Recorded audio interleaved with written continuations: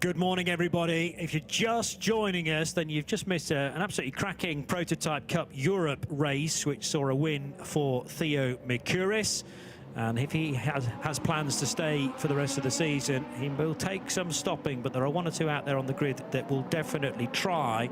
However, we now turn our attention to the Radical Cup Europe, another excellent support category that is on the bill alongside the Mugello 12 Hours, the opening race in the European season for the 24-hour series. And we will have Mugello 12-hour action covered for the rest of today as well, with still 6.5 hours to go in that race. But a 50-minute race for these Radical SR3 XXRs on their Control Hankook tyre lies ahead of not only me, Johnny Palmer, but Joe Bradley, who joins me again in the commentary box. Again, slightly different conditions. I mean, it's cooler across the board, Joe. We're just about barely scraping 5-6 degrees Celsius, but the Radicals are second off. I'll just do the grid quickly, and then you can talk freely. I've asked you a question and then immediately put my hand over you. I saw the grid appear. So because Graham Hoffman's is on pole position. They're all the same type of Radical, as I say, same tyre as well, although the Radical Nederland and Radical Norway cars are obviously very different entities. Car 2 alongside Erland Olsen in the 911 numbered car. Then it is Paul Denning and Victor Ionesco of the UK and Romania respectively. Morten Stromstedt, who shares a car, number 38, will start from 5th position alongside John McLeod. Eddie Van Dam for Radical Nederland is 7th, ahead of Jess Fransen for Team Race Streaming.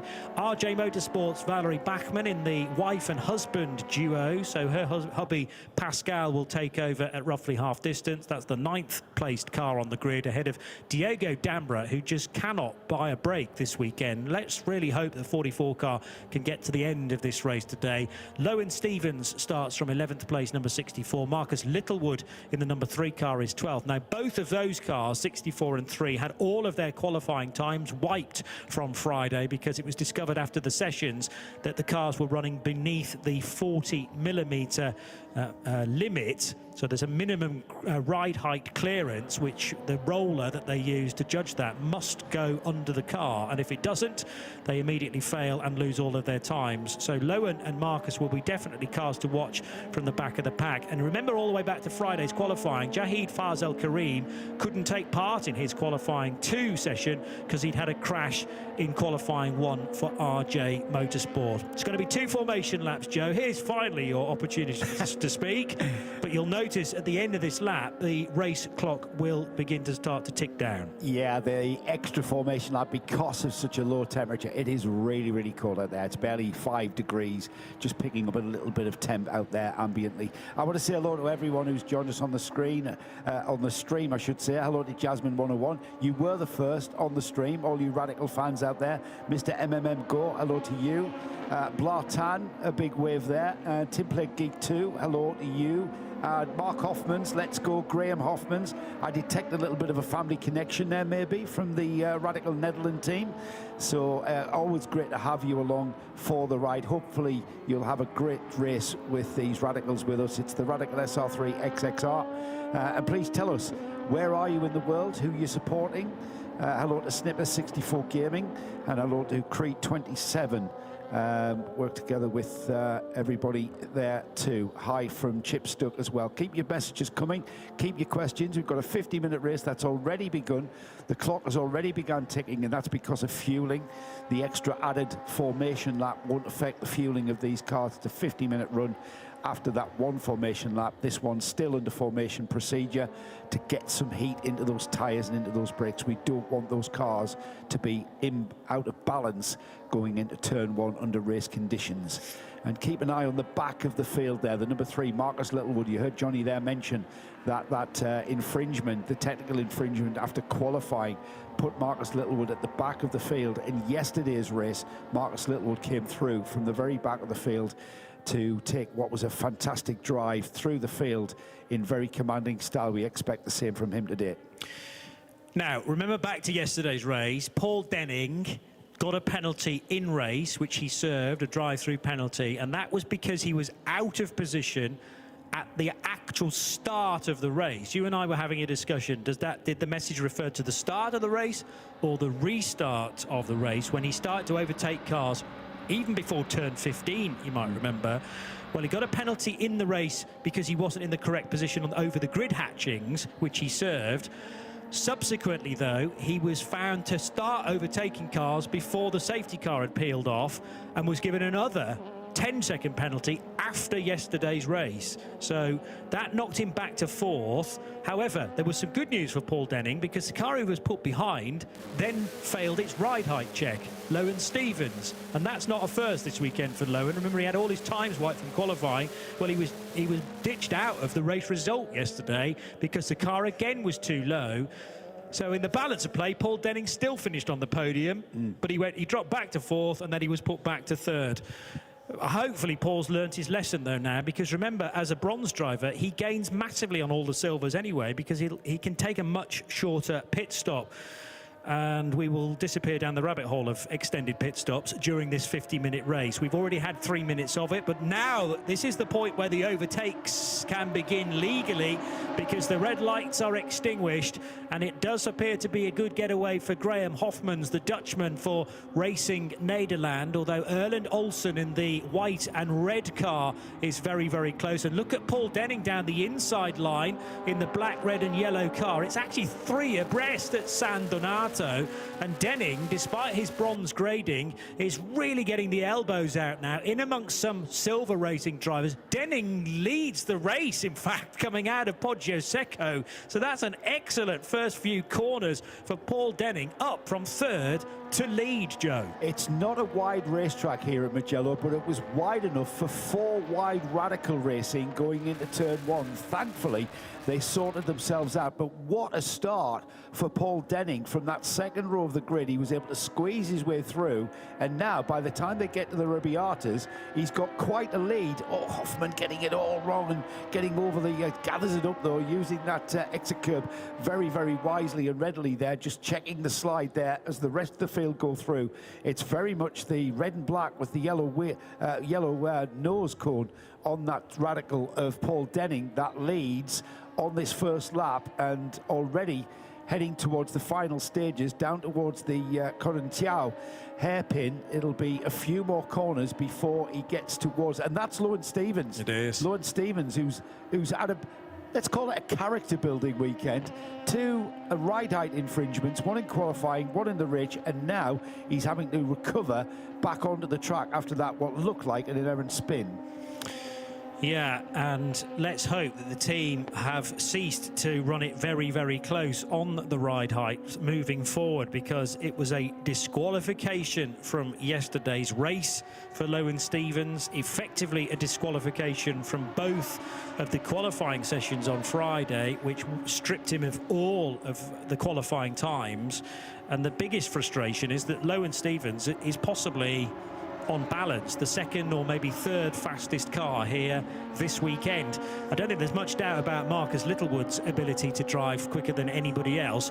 And, well, let me offer some evidence towards that argument. He's now moved from 11th position up to 4th after just 1 racing lap.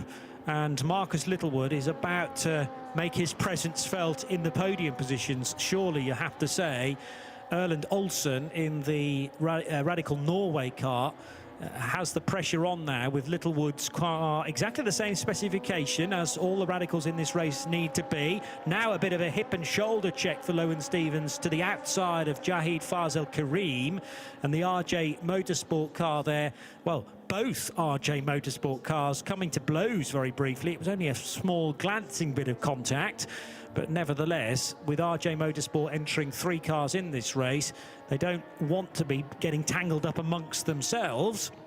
Valerie Bachmann is the next car in the sequence, also run from the RJ stable. That's the spin for Lowen Stevens then. It does appear to be all on his own, just a bit too hot into Scarpa rear corner, which is that downhill approach into the right-hander after the 2 Arrabbiatas.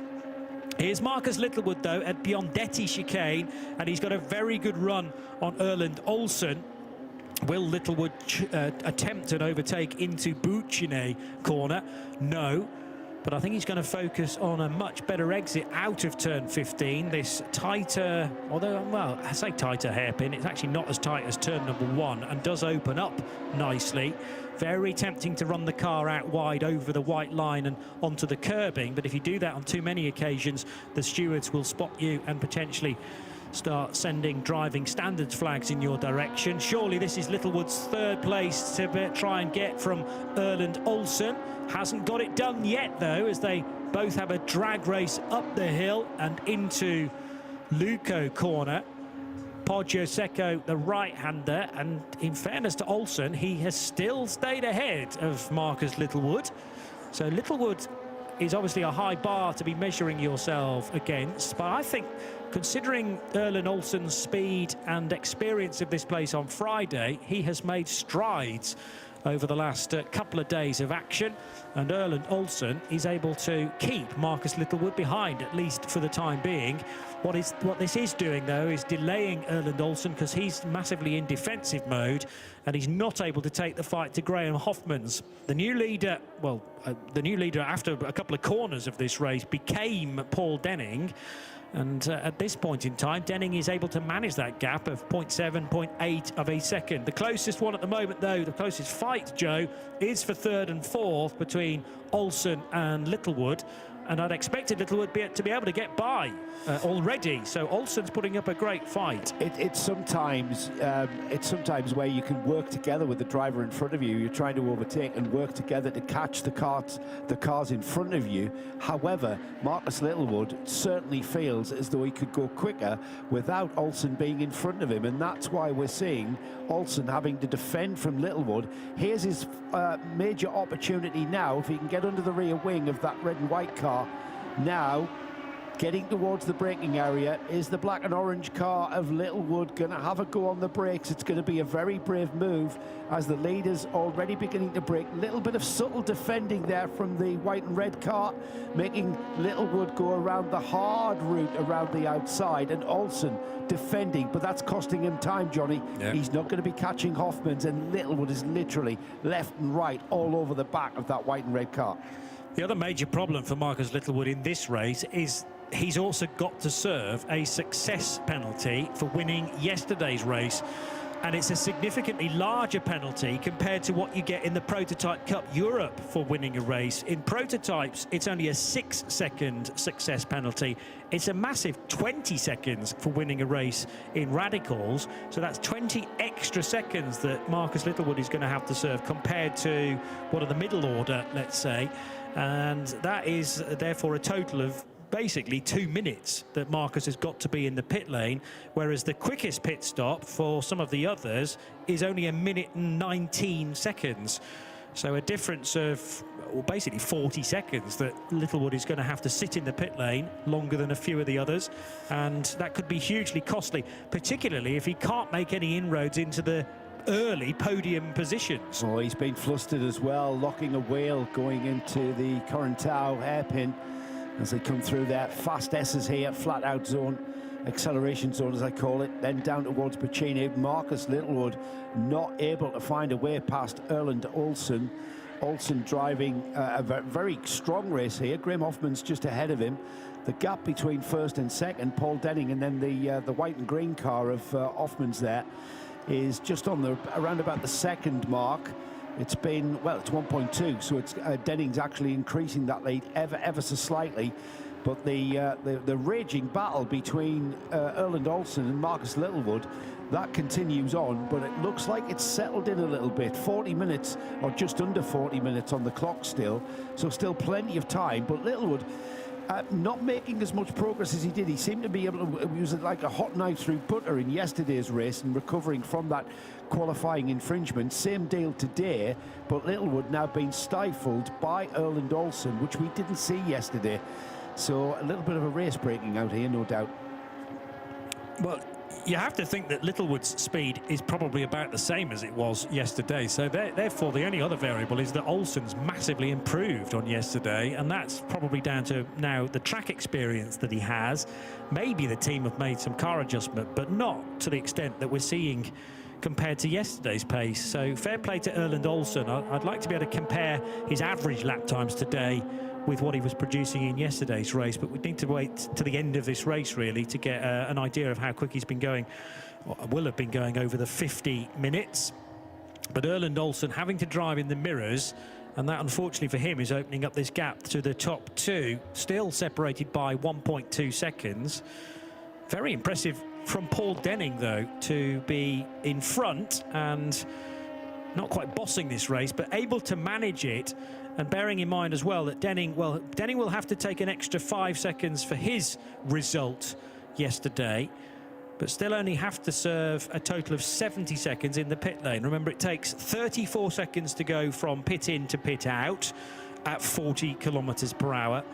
And then the extra time is judged actually as stationary time. So the teams just need to time how long the car is stopped for in their pit bay, rather than the more tricky thing is, oh, we've got to had a change, haven't we, for third position. So now the Littlewood car is ahead of Erland Olsen. Where precisely did that happen then? Yeah, we're going to have a look, Johnny, and defensive driving from Olsen, but that now allowed Littlewood to get the more optimum line. He had the momentum, and that was through the S's there at Scarperia and Pelagio, where that happened, down towards the Corintau hairpin.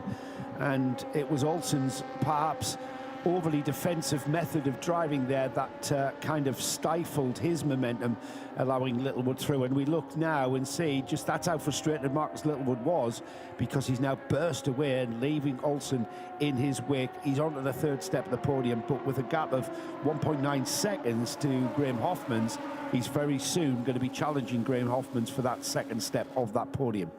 There was a canny bit of driving from Marcus Littlewood. He darted to the inside, making Erland Olsen think that he might try and move to the inside of Scarperia, and then at the last possible moment then swung to the left and went right around the outside of Scarperia. So the classic dummy being thrown, and Olsen fell for it. More racing going on at the back of the field as well. Jess Franson in the red car. We're on board now with Jess, under immense pressure from Valerie Bachmann in that orange radical, and side-by-side action going into turn one. They've kind of calmed down a little bit. Just ahead of them there is Diego Dambra, who Dambra had a massively character-building day yesterday. He's having a better day today. He's in 11th. This is the battle for 11th, 12th and 13th, and it just shows, doesn't matter where, you will always find someone to race with in this kind of level of racing. All the cars are very equally matched, so it's all about the drivers. Yes, there is an element of setup that goes into making these cars go faster. That's why we had ride height infringements, the teams working on setup to make the cars go quicker, but that all depends on your driver's capability. And now, Johnny, what we suspected would happen is happening, and Graham Hoffman's now under immense pressure with Marcus Littlewood right in his mirrors. Yeah, the graphic telling us the difference between Littlewood in third and Olsen in fourth, but actually Littlewood's caught the second place car now of Graham Hoffman's. So there is the gap, and what has been the gap for the last few laps. At the end of lap 5 it was 0.8, 0.1, 1.4, so they are the lap times that have been completed from Marcus Littlewood compared to Hoffman's. And the 0.8 will have been when Littlewood was bottled up behind Erland Olsen, but now he's been significantly quicker than Graham Hoffman's, and hence why the black and orange car is right in attendance with Graham Hoffman's green and white radical. These cars powered by a 1.5 litre Suzuki based, although RPE prepared engine, so Radical Performance engines, also based in Peterborough, in the same headquarters of where Radical are, in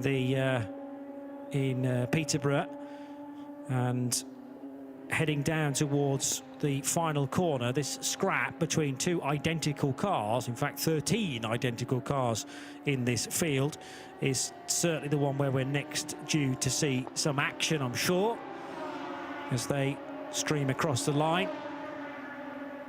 But Radical have always been able to put on some phenomenal championships, and all the way around Europe, actually. I mean, radicals can be found in every corner of the world, let's face it, but the scene in the UK particularly is a superb one, and Marcus Littlewood has been a double champion, certainly. I was reeling out his plaudits, but we've already had a former UK champion win today, and that was in the Prototype Cup, Joe. And we've talked about radicals, but they've certainly got a worldwide fan base. We've got, I'm trying to find him, Tim Played Geek. Where did you say you were from? We've got somebody watching from Uzbekistan. We've got somebody watching from Queensland, Australia. Literally all over the world is where we find our radical fans, and hopefully they're enjoying our coverage. We're trying our best. We also had a complete newbie from Turkey who I'm trying to find. It's Mr. MMM. That is from Uzbekistan. And we've got another feature on our chat is someone who's watching their first ever motor race. What? So I'm hopefully we're doing a good job at explaining the vagaries of the regulations and the rules that go into this kind of racing. It's not just a simple case of going as fast as you can. There's all sorts of things from Gurney Halleck's from Belgium. That's the other one I wanted to find out. Tim Played Geek 2, watching from Buckinghamshire, England, and supporting everyone. We've also got Radical Motorsport, and he mentions Theo Mercurius from the Prototype Cup and the former Radical Cup UK champion. Yeah. So literally from all over the world here, enjoying our radical coverage here from Mugello. Well, understandably, plenty of British fans following people like Paul Denning, who leads the race. Marcus Littlewood, who's third at the moment, but not far away, you feel, from grabbing second from this man, Graham Hoffmans. How about this nose-to-tail fight then, heading for San Donato? But again, the breaking point for Hoffmans is pretty much on point when you compare it to Marcus Littlewood. There's a good indication of the swinging track, left and right, and now through the Luco and Poggio Secco combinations of corners, past that very high retaining wall, which when you stand at the top of it as a spectator gives you a really good view of pretty much all of Sector 1 here at Mugello. Then they swing right again through Borgo San Lorenzo corner, and what the drone doesn't necessarily tell you is at this point the track's dropping quite significantly to the lowest point of the circuit. There's the entry road and the gate, which has a huge race helmet as the sort of office space for the security team there, but it's a very cool way to enter a circuit. Through the second of the Arrabbiatas, again, that's totally flattened out from this kind of height. A mention to our drone team here this weekend, by the way, who are fresh from the Winter Olympics, looking after, if you saw any of those bobsleigh runs at Cortina, invariably the first bit of a bob run was followed by a drone, and I started to think it's so accurately flown, surely that is now computerized. But no, it was these guys who are looking after our drones this weekend, a company from the Netherlands, and we're very, very grateful that they can be here in Mugello. Look at the countryside in the background. That gives you some context of the real, nearby. That's real as well, Johnny. That's not CGI. Oh, right, they haven't put that in afterwards then. No. That is actually real footage of the landscape here. It's beautiful, beautiful place to be. It's a little bit unseasonably cold, I've got to say, and for recent visits at this time of the year for the first round of the European Championship of the 24H series, it's been slightly warmer, well, considerably warmer, in 20 degrees. And talking about heat, the heat is on Hoffmans as he's about to be overtaken by Marcus Littlewood, who's made his way from literally the very back of this field, and now ahead of Hoffmans and in second place. Next on his list, 3.2 seconds ahead of him, is the leader, Paul Denning. Let's see if he can catch him. Still just under half an hour to go, so plenty of time. And we've got pit stops. We have, and they need to be done between now and 20 minutes to go in the race. It's a 10-minute pit stop window. The pit stop itself can extend beyond that time, but you have to be entering the pit lane and triggering that pit lane line where the 40 km/h speed limit kicks in at some point in the next 9 minutes. So you'll get, it's roughly a 2-minute lap here, so there's possibly 4 or 5 opportunities to do it. But what you don't really want to be doing is risking there being some sort of caution And then if the safety car were to be deployed, you'll be going so slowly, you might not actually make it round if you've left your pit stop very, very late. Here's that overtake from a few seconds ago, though. Marcus Littlewood had been working on that for the best part of the last sort of 10 minutes or so. And in fairness to Graham Hoffmans, he'd got every single approach covered but that one. And the exit out of Bucine corner, turn 15, is so crucial to how things shake up then. After over a kilometre in distance from the final corner to the first corner at San Donato. More cars overlapping here, and that's the 55 of Jess Franson battling with potentially car 17. That's Valerie Bachmann. That's been ongoing since the start, Johnny. There you go. They're having an absolute blast of a race at the back of the field, really enjoying their drive here in Mugello. As the number 2 comes in, that's Graham Hoffmans in from 3rd place and in for his pit stop. So Marcus Littlewood, the 2023 Motorsport UK Academy Driver of the Year. He was then a 2024 Radical SR1 UK champion, and the following season, 2 years, only last year, was an SR3 UK champion. So he knows these cars very well. And the gentleman he was battling with for much of that stint, Graham Hoffmans, is now in to serve his mandatory stop. Graham in car number 2 is not sharing this weekend, so as a solo silver driver there's a set amount of time that this car needs to be in the pits, and for Graham in this race it is 70 seconds in total, well 70 seconds stationary and 1 minute and 44 seconds when you do it from pit in to pit out, with thanks to Steve Burns, the clerk of the course, the race director for Radicals, and the rest of his team. They've produced a very useful document, bulletin number 4, which has all different times and combinations that you could possibly wish for. So we'll try and keep tabs on precisely who is in the best position. When Paul Denning does make his stop, he's going to have to spend just under 90 seconds in the pit lane from start to finish. Now, does he choose to come in at this point? He's got 6.5 minutes or so to play with, and Paul Denning is going to stay out. That was generally the order of the day yesterday. We kept saying, I kept saying, surely these cars are going to come in now, but no, they waited, and then virtually at the last possible moment to pit, that was when we saw them come in. There are a couple of cars under investigation though now, Joe. Yeah, we've got our Radical fan base out there in YouTube land on the case as well. Thank you to Timplate Geek 2. That popped up on our screens as well. Cars 44 and 77, that's Diego Dombre and the number 77, Jackie Faz Al Karim. They came in what looks to be commencing their pit stop without passing the pit open board, so they're in early, I think, is how I interpret that. They've maybe got a miscommunication, so they are under investigation. They've been right on the cusp of the and that's basically a team might not have synchronized their watches to the officials' watches, Johnny, and had 20 minutes where they've opened the pit lane thinking the pit lane's opened, whereas it hasn't quite opened officially. So we'll wait and see what the outcome of that. Those 2 cars were down the order in any case, so that's not going to interfere at all with the top 3 steps of this podium for the Radical Cup Europe. This is race 2, and a little bit of a wing adjustment going on in the number 7 there, Victor Inescu for Radical Romania. They're having a little bit of a tweak on the rear wing. Whether he's taking wing off to give him more top speed, or indeed putting wing on to give him a more balanced feel through the very fast curves here, the twists and turns, and lots of direction change, lots of lefts, rights, left, right, left changes of direction. So you do need a very balanced car, not just for mechanical grip, but also a bit of aero grip. So remains to be seen. I didn't see which way the angle of that rear wing went on that number 7. There is a key bit of wording in the regulations for this year.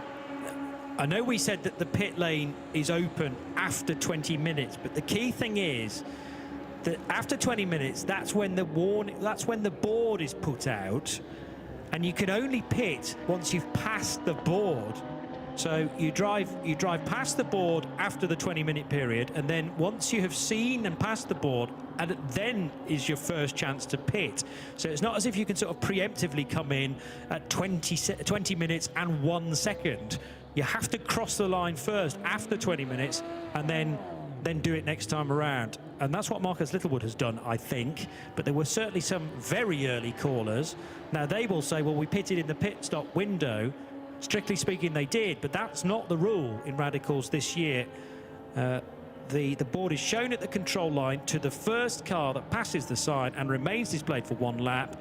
After passing the display board on track, competitors may enter the pits to make their mandatory stop. That's why it's so important to have read the regulations. That is relatively straightforward. I didn't notice which way they were going with that wing on the number 7, but Sarah Esser is down there at the moment. Maybe whether the team will answer the question. That's the Radical Romania team who had a bit of a wing adjustment on Victor Enescu. Are they trying to get better straight line speed or a more balanced handling through the turns here at Mugello? Remains to be seen. We saw Marcus Littlewood, his mechanics were at all of the tyres checking tyre pressures. Now, what are they doing there? Basically, the tyres heat up, therefore the tyre pressure increases. The race engineers, the mechanics, will have an optimum tyre pressure that these tyres will work better at. And when they come in after that track run, it's their first opportunity to see whether or not that tyre pressure is where they want it to be. And what you see there is the mechanic going round and invariably bleeding air out to bring the tyre pressure down to a more usable tyre pressure, which will give the driver a much more balanced race car to go back out on track. As in from second place has come Erland Van Olsen in that Radical Norway car, the white with the red front and side pods on that car in for its pit stop. So I think the only driver out there who hasn't pitted yet, Johnny, is our leader, Paul Denning, by my estimation. I'm just working out a total time that Marcus Littlewood had to spend in the pits, and it's actually longer than a lap time. He needed to be in the pits for 1 minute and 59 seconds, and bear in mind the fastest lap so far in the race has probably been done by Marcus on 51.159. That looks to be the quickest so far.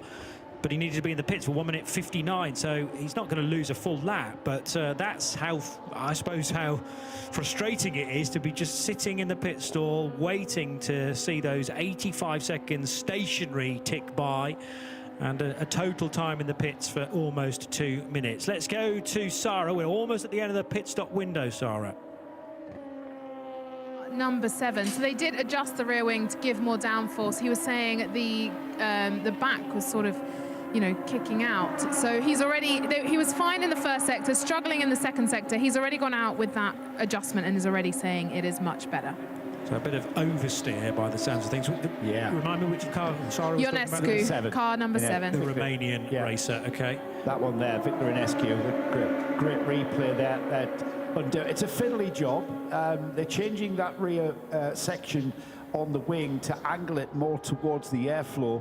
Now that Sarah has clarified that they were wanting more downforce from that wing. You see how flat it is there, Johnny? They're going to angle the rear element of the wing to create more push on that rear wing. As Paul Denning orders a pit stop, and now he's paid his dues. That's the number 25 in from the lead. He had almost a 2-minute gap to Olsen, who has just finished his pit stop. But it just shows, even, you know, mid-race here, we are still tweaking these cars and maximising and optimising the handling there. As Paul Denning there just throws the drinks bowl at a bit of a slurp of morning coffee, probably. It's early enough to still be needing coffee. Just coming up to 10:20, is it? 9:20 in the morning. Is it 9:20 or 10:20? It's 10:20. I'm still on English time on my iPad. Yeah, it's easily done. Now, 9:11. Total time spent in pits was 1 minute and 54 seconds, Erland Olsen. So that will have dropped him back behind Graham Hoffman's, because Graham could spend 10 fewer seconds in the pit lane. So a little bit of a gain for Hoffman's, I'm expecting. Paul Denning, on the other hand, car number 25, could get away with spending just 90 seconds in the pit lane. So a minute and a half for him, a minute and 3/4 for Graham Hoffman's, and a minute and 54 for Erland Olsen. So this is going to give a very different complexion to, look to the top few positions. And I think generally it's going to favour bronze racer Paul Denning when all this shakes out. Got a question coming from Chuffled out there. How do Radicals compare lap time wise with the LMP3 prototypes we've just seen, well, the LMP3 prototypes were putting in an average about 1 minute 44, 1 minute 45s during the race, whereas we're seeing the front runners here, their best times are 1 minute 51, 1 minute 52.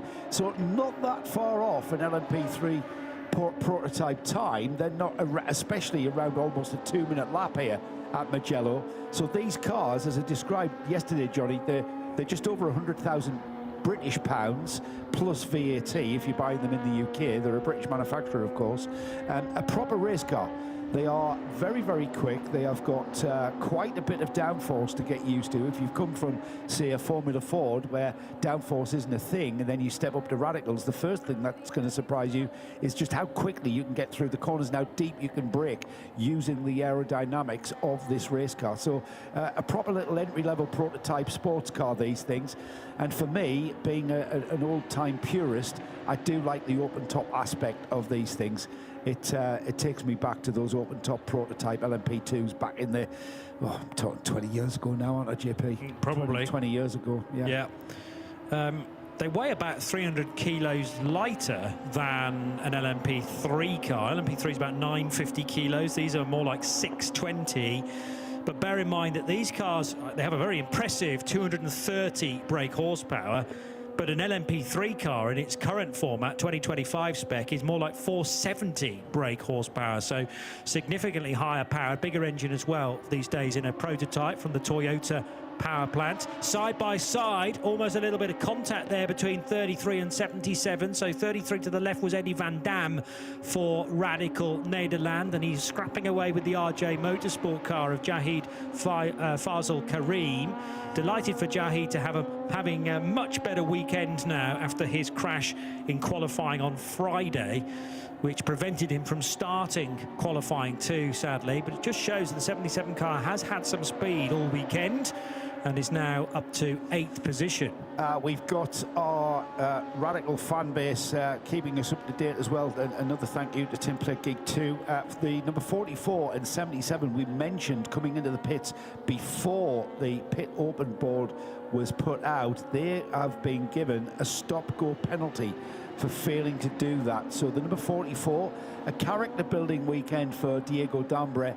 Another character building day for him with a penalty there. He's down in 13th at the moment, and the other car involved, the 77, which is Jahid Fazal Karim, who we've just been watching. I mean, an absolute ding-dong with Eddie Van Dam. He's going to have to come in for a stop-go as well, and I would imagine they're going to have to serve that, Johnny, before the end of this race, or indeed have an enhanced penalty put onto their race time. Yeah, sometimes there is a rule written into the sporting regulations that says if you haven't got sufficient time to serve something like a drive-through penalty, then a set amount of seconds is added to your race time after the flag. But to be honest, the argument wouldn't necessarily stand with 15 minutes left on the clock. Normally you've got about 3 laps to react to a stop-and-go penalty such as that, and really better to take your medicine as early as possible.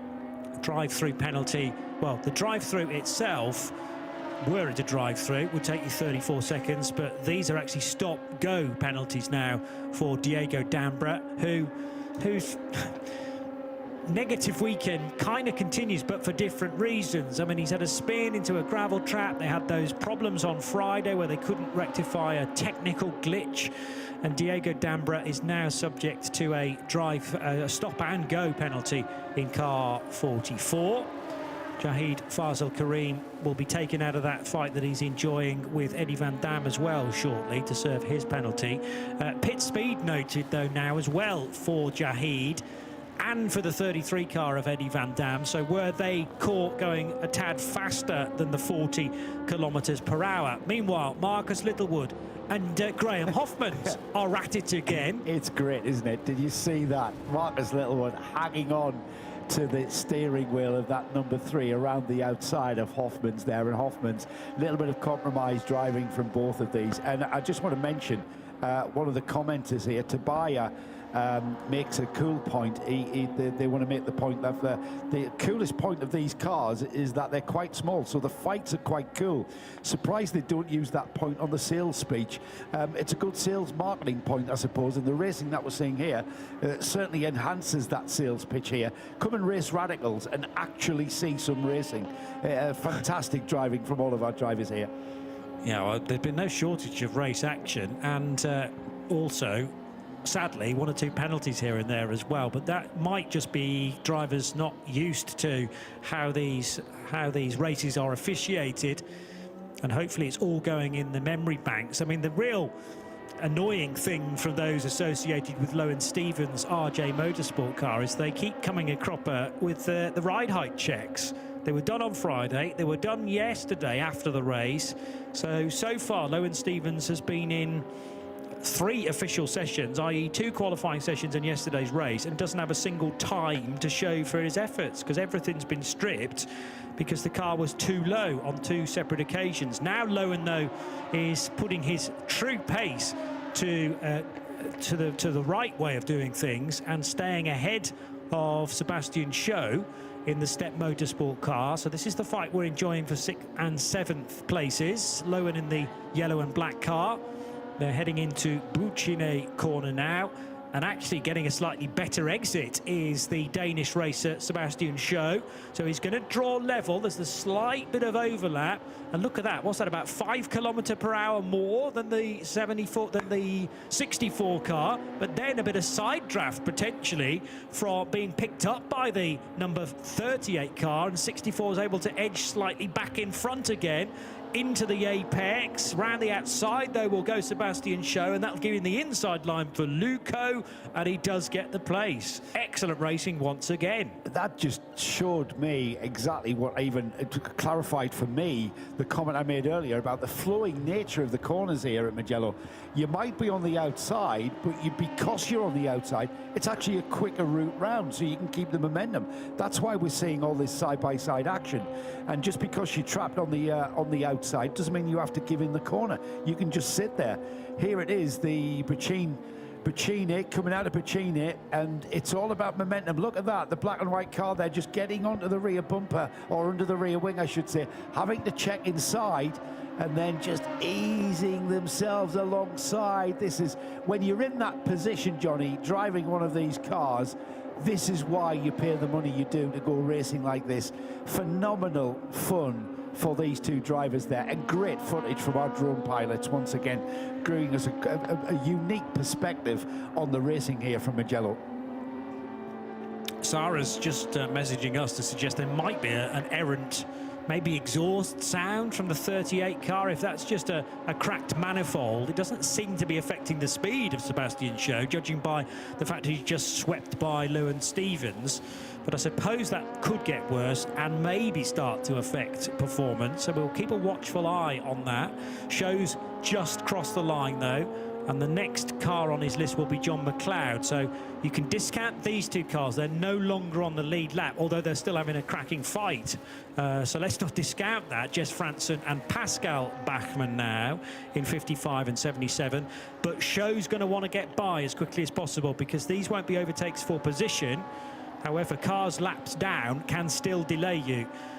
So he's got by one of them. Jess Franson's the next. They're having to do it. They're having their own race, of course, they, Johnny? Yeah. They try not to trip over the lead pack, but they're having their own race, and there's a skill in letting the leader through without detaining yourself too greatly and causing yourself a disadvantage. And the red and orange battle continues. The number 77, the number 7 of Victor Enescu, still battling there with Eddie Van Dam as we continue. I can tell you that the 2 cars that were early into the pits, Diego Dambra in the number 44 has served his penalty, as has Jayat Faisal Karim, who has just served his penalty, the stop and go penalty there, the number 77 back out on an out lap. Into the pits though has come Eddie Van Dam, so I misread that one. The number 33 pulls into the pits now for the Radical Netherlands team, and that's going to put him well out of contention and put him at the back of the field. That's obviously a problem, not just a mandatory pit stop. We've already done that. No need to see anybody in the pits, so when we do see them in the pits, it's bad news. any hope that Marcus Littlewood might be able to reel in Paul Denning. The bad news for Marcus is that it's now 24, almost 25 seconds that he is sitting behind Paul Denning.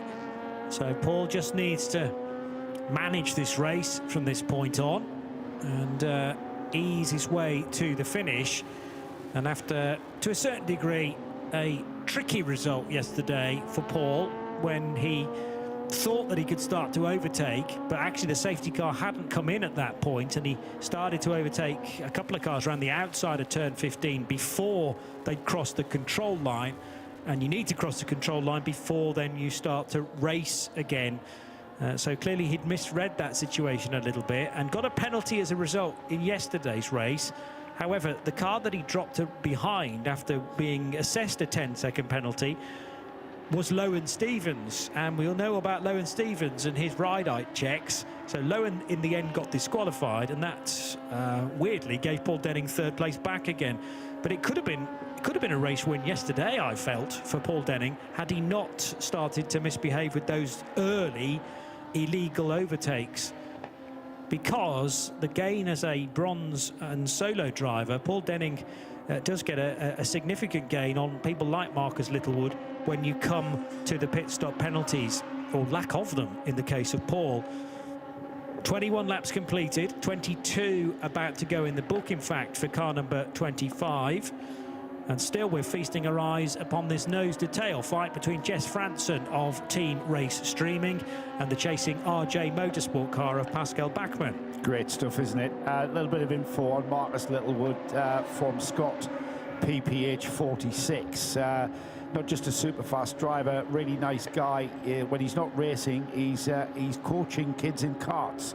So looking after the next generation coming through, maybe advancing from karting into radical racing. It's the nearest thing they'll find to a kart, and the way that the car performs. The dynamics of a radical prototype is very, very similar to something like, say, an IAME engine kart or a Rotax Max. It's a very dynamic race car to drive. Here we go down the inside, the number 17 squeeze, uses a tin opener there to open the door on Jess Franson. Jess Franson, a little bit of a compromise there, allowing that to happen, and now Franson will need to focus on getting back towards that orange car, because we've got a change of position there as Pascal Bachmann in the number 17, that's the orange one, has moved through with a very, very brave move down the inside at San Donato, the first turn here at Mugello.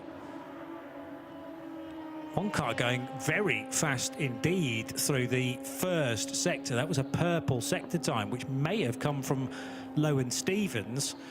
So even though the 64 car is bang in the middle of our entry for this weekend, i.e. 13 cars in the race, and Lowen's currently 7th, but that generally hasn't been a representative position considering his speed in the sessions that he's taken part in. Sadly, as already described though, many of those times just haven't registered on the eventual paperwork because of post-session penalties. But Lowen Stevens again today has got a quick car, the bright yellow number 64 for RJ Motorsport. We're also seeing some very good lap times from some of the other middle order runners. So that was a best lap of the race so far for John McLeod. Also a personal best for Sebastian Shaw, who's about 25 seconds off the back of the RSR car. Actually, no, beg pardon, I got the wrong line there. He's only 2.8 seconds off the back of John McLeod's car.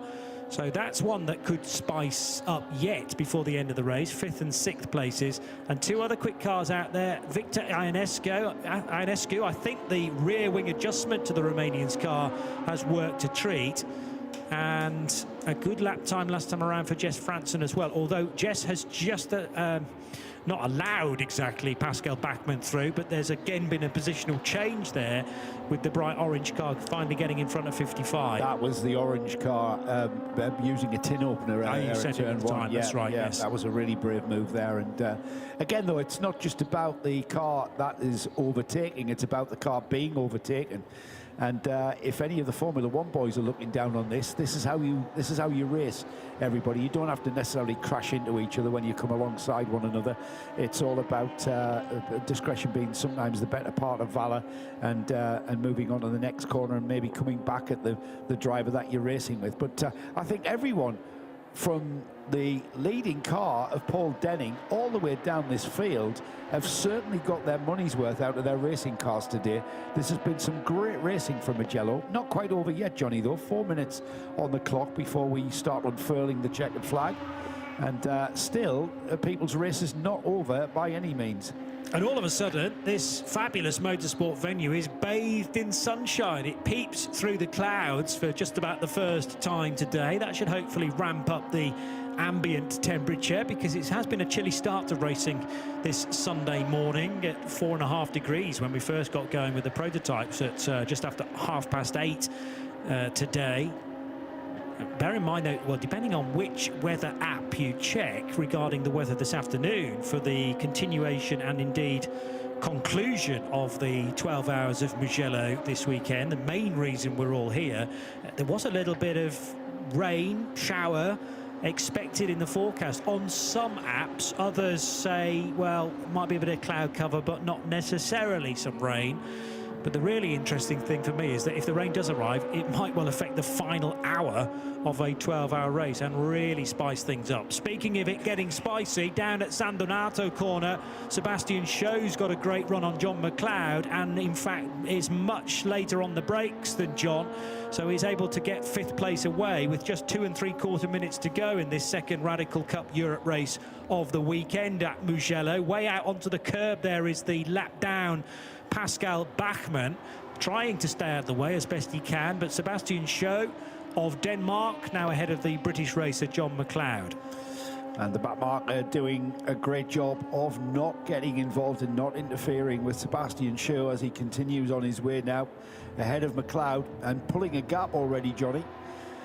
And that's proved to be the case here as people continue to make progress through the field. Only 2 minutes remaining, though. Sebastian Scho sharing with Morten Stromstedt, who did the opening stint in car number 38. There are not that many cars in today's race, and indeed yesterday's race, where we're seeing shared drives. The majority of pilots deciding or electing to be a solo racer, but we have a great deal of bronzes and silvers, hence the reason why there was such a sliding scale of different times that needed to be served in the pit stop, the roughly half distance mandatory pit stop. And when you worked in the success penalties as well, so 20 seconds for winning a race yesterday, 15 seconds for finishing second, 10 seconds for finishing third, that will certainly help to keep things nice and even throughout the duration of the Radical Cup Europe Championship for 2026. Are we going to squeeze, it's Paul Denning here and the number 25, going to squeeze another lap out of this one? There's a minute on the clock, Johnny. He's just coming out of the second of the Arabiatas on towards the right, left, and then down towards the Corintiao hairpin. I think the answer is yes. I think yes. I think he's going to make it round within that 50 seconds or so. So Paul Denning has got one more lap after this one. With a lead of just over 18 seconds. It's been quite a dominant run for him. This is the battle for third, is it? Marcus Littlewood in second. This is third and fourth, actually. Graham Hoffman's in the green and white car. The red and white car is the car of Erland Olsen. Radical Norway, the colours of Norway there on that white and red car, and chasing down the green and white car for the final step of the podium. That's worth having, isn't it? It's worth fighting for, this one, and remains to be seen whether or not Olsen has the pace. He's got the pace to catch the car in front, but it's a different thing altogether, being able to catch and then pass. And with one more lap on the clock after this corner here, Bacchini, this long sweeping left hand, it's kind of a double apex approach to it, and the Radicals there just clipping that late apex to maximize their exit speed. 1.1 kilometre of straight here past the pits on the right there. Some great panoramic views of Mugello as we go down to ground level. The checkered flag being readied there. The last lap board is being shown, and I'm not sure whether Olsen has the performance in this car to catch that number 2, the green and white car there of Graham Hoffman's. Of course, we take for granted that these drivers are not going to make any mistakes. They're going to hit their braking points. So all it takes is for you to miss your braking point by a couple of metres you're going to go wide and allow the car behind that's doing the chasing to get by. Hoffman's flashing the lights audaciously there. How cheeky is that? Get out of my way, says those headlights. And why should he? Graham Hoffmans is wanting that third step of the podium. He wants to get that trophy. He wants to spray some champagne. And time now running out for Olsen. As Paul Denning, our leader, just up ahead of these two, as is Marcus Littlewood in second. It will be the checkered flag being readied, but we continue to watch this battle for third and fourth. Final step of the podium, Johnny, all to play for. Well, a reminder that you never quite know what's going to happen in a motor race, even on the final lap, because Jahid Fazal Karim, out of the view of our cameras, I think, had a spin, possibly right in front of this man, Paul Denning, down at turn 1. So Paul has had a hazard on the final tour to potentially avoid. He's completed that task, though, and Paul Denning, coming back from a penalty that kind of then wasn't a penalty yesterday. It was a podium result on Saturday, but he's gone 2 better than that on Sunday morning. A win for RSR. And Paul Denning, remember, is one of the bronze drivers, so he's shown all of the rest of the silvers exactly how to do it. And it'll be an RSR double. Just as it was a cracking result yesterday for RSR, with Marcus Littlewood home in second. And what about the battle for third? It goes the way just to Graham Hoffmans, but he was pressurised all the way by the young Norwegian racer Erland Olsen in 9.11. So Paul Denning wins it for RSR. Second place finish also for RSR and Marcus Littlewood, and a tremendous effort that from Marcus, considering he'd come from 11th on the starting grid, then worked his way up to what was third position before having to take a very long pit stop as per the regulations, as part of his mandatory call to the pit lane. Just under 2 minutes he needed to sit there, which is longer than a lap time. So to say that he's come back to finish just 11 seconds down to his teammate Paul Denning is some going. And the idea of that is that a race winner is then pegged back in not only this race, but actually it carries forward into the next race as well. So Marcus will still have a 20-second penalty because of the win yesterday in race 1 of the season. Graham Hoffmans and Erland Olsen finishing 3rd and 4th ahead of Sebastian Shaw and John McLeod, who were at it fairly late on there as well, making that place change. Sebastian getting ahead of John with, what, 2 laps to go or so. Confirmation, though, that is the almost the perfect result for RSR. I suppose they could have got all 3 cars on the podium, which would have really been a means to celebrate. But Paul Denning, as the bronze racer, might not necessarily have been one of your favourites to take an overall win, but he's managed to do it and come back from that awkward moment yesterday when he started to overtake actually before the restart. But he's put that out of his memory and has therefore a great way to complete his weekend in Mugello. Ahead of his teammate Marcus Littlewood, it's Graham Hoffmans and Erland Olsen, as mentioned, 3rd and 4th, ahead of Sebastian Shaw and John McLeod. Lowen Stevens, fingers crossed that car will pass the post-race checks today, finishing 7th provisionally ahead of Victor Ionesco, who had a significant rear wing settings change mid-race in 8th. Pascal Bachmann, the husband of the husband and wife duo, racing again with Valerie this weekend. She and he finished in 9th ahead of Jess Franson in 10th. Then Eddie Van Dam, Jahid Fazal Karim, despite that spin on the final tour. And Diego Dambra has had a tough weekend, let's face it, but he does get his car to the finish, and just a handful, or 2 laps down actually, so didn't lose a great deal of time in that one, and I'm sure has learnt a massive amount in the team race streaming Radical. The team from Spain, Diego at his home race, actually the only Italian Radical racer we have here in Mugello this weekend. That makes a good sight. 1st, 2nd and 3rd, nose to tail, entering pit lane, and they will be the 3 cars heading directly towards Sarah Esser and the podium presentations. I'm sure behind that, the visor and the black helmet of Paul Denning, there will be a very wide grin indeed, because he barely put a wheel wrong, despite having to himself serve quite a lengthy pit stop. Very often these bronze drivers, consistency is the name of the game, and that is something so difficult to achieve, even over a relatively short race of 50 minutes. But he's done that very nicely indeed, and I'm sure Paul and Marcus, his teammate, are going to have a very interesting conversation at the end of this, back in the RSR awning. Great racing there, Johnny. I'd like to thank everyone who joined us on the YouTube channel as well. Hope you enjoyed the coverage. It was great to have you along. Thanks for keeping us right on certain things, and thanks for joining us. We've got TCR Europe. Find that on Creventic TV as well as part of the support package here. And then, of course, coming up at midday local time in Italy, we've got the final 6.5 hours to run of the Mugello 12 hours.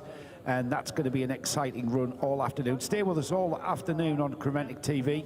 And thanks once again for joining us for what has been a very, very interesting and fantastic Radical Cup Europe race. And thank you to all of the organisers and the team within Race Control as well for giving us such a cracking championship. Obviously, the rules need to be written sufficiently well to generate the close battles that we see out on track. And the good news is that there are still 4 rounds of the championship still to come. They're all going to be organised by Creventic and in support of various categories. And actually, the next time that the Radicals will be racing will be in a month's time at Spa-Francorchamps, with a couple of races in support of the 12 hours of Spa. Then at the start of June, there'll be a couple of races at Paul Ricard, followed by Nürburgring, the same weekend that the prototypes race, in fact, and they'll also be at Barcelona, along with the 24 hours of Barcelona at Circuit de Catalunya. So the various conversations are being had at the foot of the podium. I know Sarah's not that far away, but we're also pretty tight for time with TCR Europe just around the corner. Paul Jeffrey's going to take you through that elsewhere on our channels for the support categories. But 3 cars and, well, more importantly, 3 drivers will be heading towards the podium very shortly. They were all, were they not, solo drivers as well? Certainly Paul Denning and Marcus Littlewood was, yes, and Graham Hoffman's on his own as well. So there shouldn't be too much of a squeeze on the podium here at Mugello. It's the perfect position for the podium here at this Italian circuit, right in front of that large grandstand, with a decent smattering of spectators finding the perfect position to witness the podium ceremony. So we can go straight to Sarah for that. Ladies and gentlemen, it is now time for the Radical Cup Europe Race 2 here at Mugello for the podium. Please put your hands together and welcome to the podium our 3rd place, Graham Hoffmans.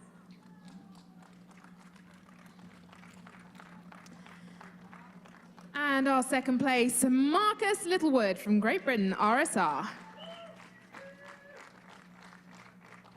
And our winner for race number 2, Paul Denning from RSR. Congratulations, Paul. Now time for the national anthem of the winning driver, the national anthem of Great Britain.